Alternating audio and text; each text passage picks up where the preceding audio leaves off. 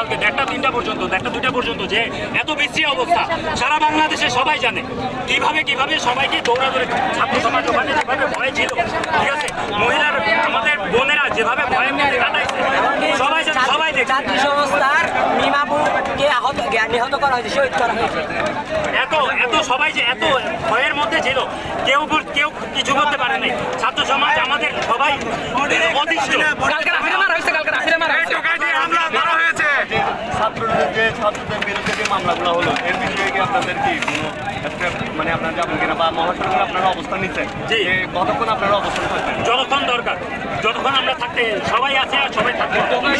সমাধান আমরা সমাধান আমাদের ওটার জন্য আমাদের ওটা রিফর্মিং ওটার জন্য আছে আমাদেরকে ঢাকা ভার্সিটি জাহাঙ্গীরনগর ইউনিভার্সিটি আমাদের ছাত্র সমাজের যে আহত করা ছাত্র সমাজের যে ক্ষতি করা সেটার জন্য আমরা আছি।